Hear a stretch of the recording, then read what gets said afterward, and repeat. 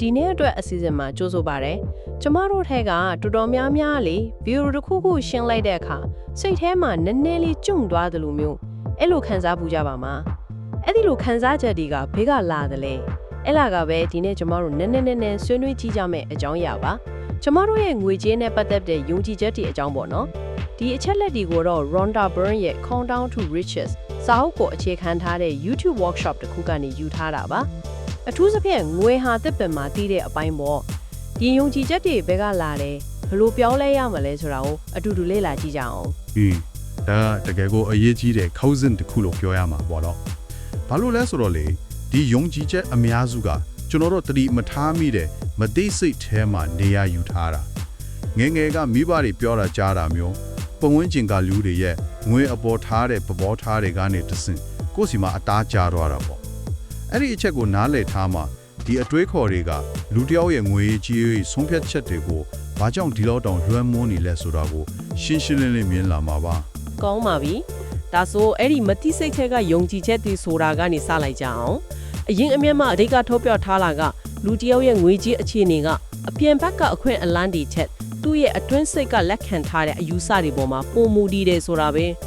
ဥပမာအနေနဲ့ပေါ့နော်အများဆုံးကြားဘူးကြတဲ့မပြည့်စုံမှုဆိုင်ရာယုံကြည်ချက်တွေထဲမှာငွေရဖို့ချွေးထွက်အောင်ပြင်မမှန်အလုပ်လုပ်ရတယ်ဆိုတာမျိုးလीဟုတ်ပါတယ်နောက်ပြီးတော့ငွေဆိုတာမကောင်းမှုရဲ့အရင်မြစ်ပဲတော့လူချမ်းသာတွေကလောဘကြီးပြီးမယိုသားတဲ့သူတွေပဲဖြစ်ရမယ်ဆိုတဲ့အသွေးမျိုးတွေပေါ့တချို့ဆိုရင်ငါတို့လိုတာမန်မိသားစုကပေါ်ဖွာလာတာချမ်းသာဖို့ဆိုတာပဲဖြစ်နိုင်မှာမလဲဆိုပြီးကိုယ့်ရဲ့နောက်ခံကိုအကန့်အသတ်တစ်ခုအဖြစ်မြင်နေတာမျိုးတွေလည်းရှိတယ်အဲ့တဲ့ပိုးဆိုတာကကိုချမ်းသာကြွယ်ဝဖို့မထိုက်တန်ဘူးလို့ကံမကောင်းဘူးအရေးချင်းမရှိဘူးလို့အတွင်းစိတ်ကခံစားနေတာမျိုးပါဒါပေမဲ့ခဏလေးနော်ငွေရဖို့ပင်မမှန်အလုံးလုံးရတယ်ဆိုတဲ့အချက်ကလေလူတော်များများအတွက်လက်တွေ့ဘဝရဲ့အမှန်တရားလို့ဖြစ်မနေဘူးလားဥပမာနေစားအလုပ်သမားတယောက်တည်းဆိုရင်ဒီစကားကသူတို့ရဲ့နေစဉ်အတွေ့အကြုံပဲလေဒီအချက်ကိုမာယွင်းနဲ့ယုံကြည်ချက်လို့ပြောလိုက်တာကနည်းနည်းလက်တွေ့မကြဘူးလို့ဖြစ်မနေဘူးလားရှင်အဲ့ဒါတိတ်ကောင်းတဲ့မိခွန်းပဲဒီနေရာမှာအရင်အမြစ်ကရှင်းပြခြင်းနဲ့အတိကအချက်ရှိတယ်ပင်မမှန်အလုံးလုံးရတယ်ဆိုတာကလူတစ်ယောက်အတွက်လက်တွေ့အတွေ့အကြုံဖြစ်နိုင်တယ်ဒါပေမဲ့အဲ့ဒါကကျုပ်ကလာရင်မပြောင်းလဲနိုင်တဲ့နေရာမှာတရားတာမဟုတ်ဘူးလို့ဆိုလိုတာပါဆိုလိုတာကလူတိုင်းအတွက်မဖြစ်မနေလိုက်နိုင်ရမယ့်ဥပဒေတာတစ်ခုမဟုတ်ဘူးပေါ့လေအရင်မိတဲ့အခိုင်အမာဆုံးပြောဆိုချက်ကဒီယုံကြည်ချက်တွေကတခုမှအခြေခံအမှန်တရားမဟုတ်ဘူးဆိုတာပါပဲဒါတွေအလုံးဟာကျွန်တော်ရဲ့စိတ်ကဖန်တီးထားတဲ့အယူဆတွေ mental models တွေသာဖြစ်တယ်လို့ဆိုပါတယ်ငွေကိုလွယ်လွယ်ကူကူရနေတဲ့သူတွေလည်းဒီကမ္ဘာပေါ်မှာအများကြီးရှိနေတာပဲလ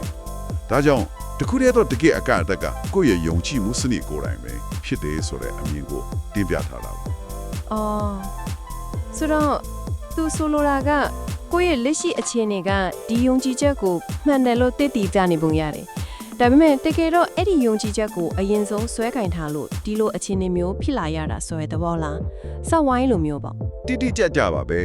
အဲ့ဒီတန်ညာကိုချိုးဖြတ်ဖို့နီးလန်းရှိတယ်လို့အရင်အမြစ်ကဆိုပါရဲ့အဲ့ဒါကတော့ဒီယုံကြည်ချက်အဟောင်းတွေကိုတိပြူမိပြီးသူတို့နဲ့စန့်ကျင်ဘက်ဖြစ်တဲ့ယုံကြည်ချက်အသစ်တွေကိုတမင်တကာထည့်သွင်းပေးဖို့ပါပဲဒါဆိုရင်ဒီလိုကိုကန့်သက်ထားတဲ့အတွေးတွေရှိနေမှသိပြီဆိုပါတော့တီယုံနဲ့လုံလောက်ပြီလားဒါမှမဟုတ်ဒီအတွေးတွေကိုလက်တွေ့ကြကြဖယ်ရှားနိုင်မဲ့နီးလန်းတွေရောအရင်မြင်မှာဘလို့ဖော်ပြထားလဲရှင်တီယုံနဲ့တော့မလုံလောက်ပါဘူးအတိတရား awareness ကပထမဆုံးအဆင့်ပဲရှိပါသေးတယ်အရင်အမြင့်မှာအကြံပြုထားတဲ့လက်တွေ့ကျင့်သုံးရမယ့်လေ့ကျင့်ခန်းကရှင်းလေးပဲ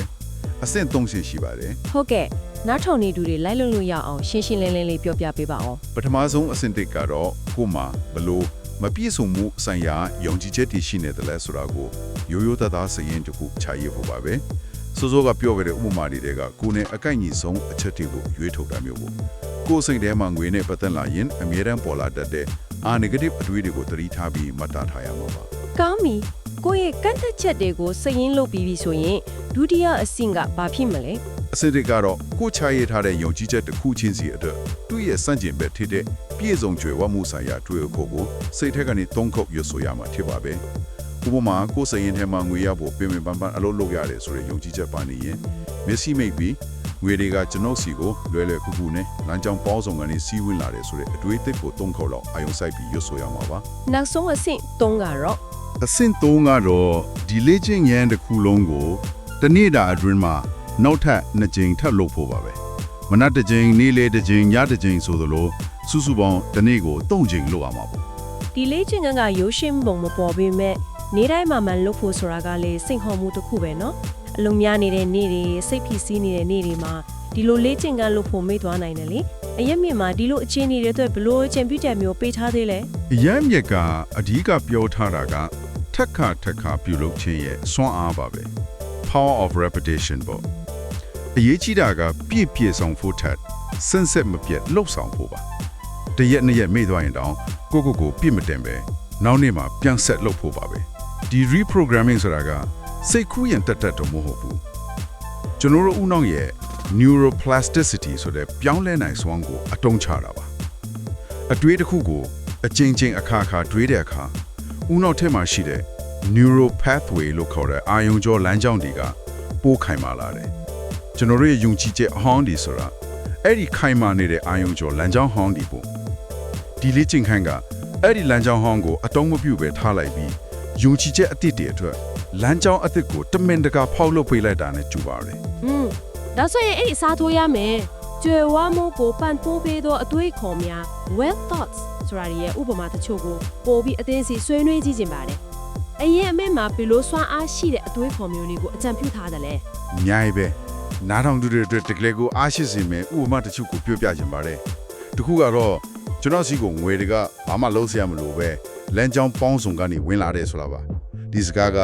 ငွေ equal စ조사အားထုတ်မှုဆိုတဲ့ညီးမြောက်ခြင်းကိုကိုက်ရိုက်စိန်ခေါ်လိုက်တာပဲအဲ့ဒီချက်ကစိတ်ဝင်စားဖို့ခေါ်တယ်နောက်တစ်ခုကတော့နောက်တစ်ခုကစကြော်လာမှာကျွန်တော်စီငွေရောက်လာဖို့နီးလိုက်နဲ့အဆုံးအစမရှိရှိတယ်ကျွန်တော်တို့ရမှာကဖြစ်နိုင်ခြေတွေကိုစိတ်ဖွင့်ထားပြီးလက်ခံဖို့ပဲဆိုတာပါဒါကိုယ့်ရဲ့လက်ရှိအလျောက်တောင်းဖို့ဝင်ငွေလမ်းကြောင်းတစ်ခုတည်းကိုပဲစိုက်ကြည့်နေတာမျိုးကနေမထင်မှတ်ထားတဲ့နေရာတွေကနေငွေဝင်လာနိုင်ခြေကိုအတိအမပြုတ်လိုက်တာပေါ့ဒီမှာတဘောအကြောင်းဆုံးတစ်ခုကတော့လေလုံလောက်တဲ့ငွေကြေးရှိခြင်းဟာမွေးရပါအခွင့်အရေးတောင်းမကပြည့်စုံတဲ့ဘဝနေထိုင်နိုင်ဖို့တာဝန်တစ်ခုလည်းဖြစ်တယ်ပြည့်စုံတဲ့ဘဝကိုနေထိုင်ခြင်းကလူအဖွဲ့အစည်းကိုအကျိုးပြုတယ်ဆိုရဲ့အချက်ပဲဒါကငွေရှိတာကိုအဖြစ်တစ်ခုလို့လောဘကြီးရကြတယ်လို့မြင်တဲ့အမြင်ကိုလုံးဝပြောင်းပြန်လဲလိုက်တာပဲเนาะဟုတ်ပါတယ်အဲ့ဒီအချက်ကအရေးကြီးတယ်ကိုကငွေရေးကြီးရဲ့ပြည့်စုံမှာကိုမိသားစုကိုပိုကောင်းကောင်းဆော့ရှော့နိုင်မယ်ကိုယုံကြည်ရာပြိတ္တလုပ်ငန်းတွေကိုပံ့ပိုးကူညီနိုင်မယ်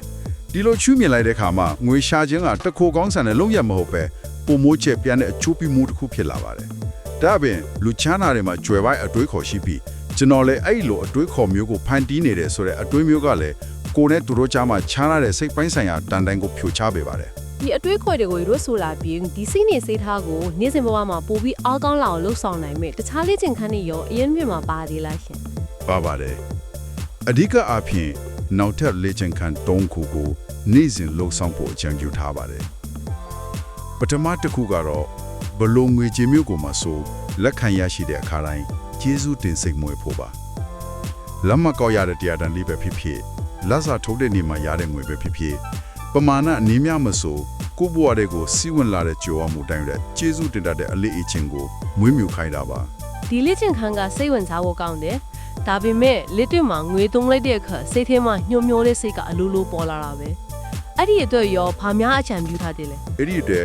ဒုတိယလေ့ကျင့်ခန်းရှိပါတယ်အဲ့ဒါကတော့အရင်ဆွေးနွေးမှုတွေမှာလည်းပါခဲ့တဲ့အပြင်ထွက်သွားတဲ့ငွေတွေကိုဝင်လာမဲ့ငွေအဖြစ်ပြောင်းလဲရှုမြင်တဲ့လေ့ကျင့်ခန်းကိုဆက်လုပ်ဖို့ပါဥပမာကိုကဂုံစုံဆိုင်မှာငွေ1000တုံးလိုက်တဲ့ဆိုရင်ငါပိတ်ဆန်တွေကုန်သွားပြီလို့တွေးမယ်အစားဒီငွေ1000ကဆိုင်ရှင်သူ့ဝန်ထမ်းတွေစီစဉ်သွားပြီးစီးပွားရေးလေပတ်မှုမှာအထောက်အကူပြုနေတယ်ဒီလိုစီစဉ်သွားတဲ့အတွက်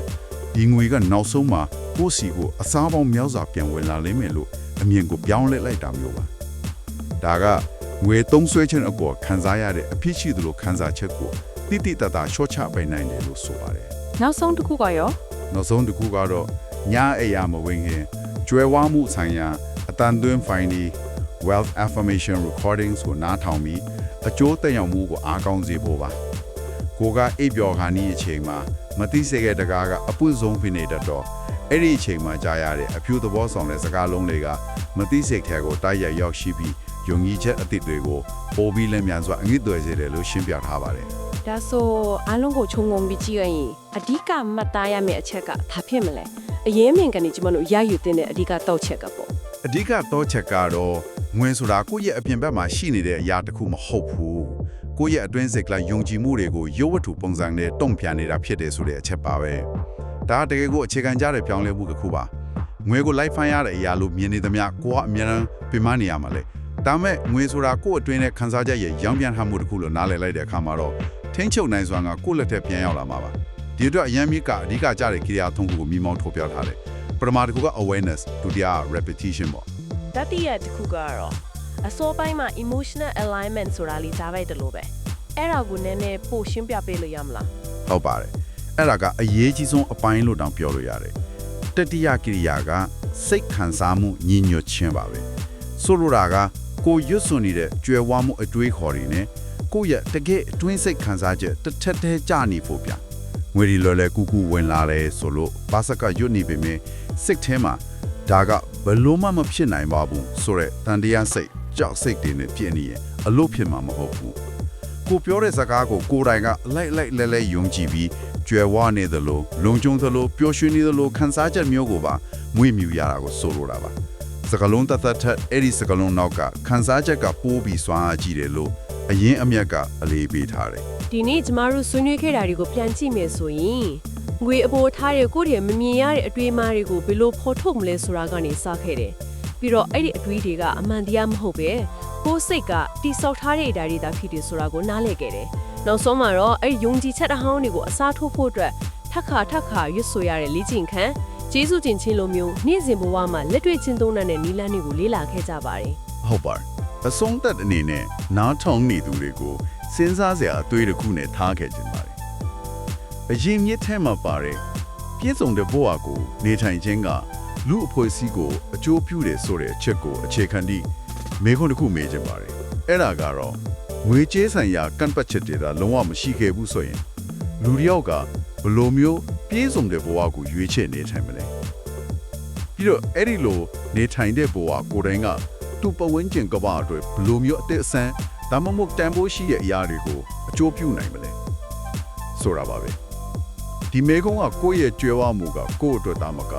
တခြားသူတွေအတွက်ပါဘလို့အလင်းရောင်ထည့်စေနိုင်မလဲဆိုတာကိုပိုပြီးကြဲကြဲပြန့်ပြန့်တွေးတော့ဖို့လမ်းဖွင့်ပေးပါလိမ့်မယ်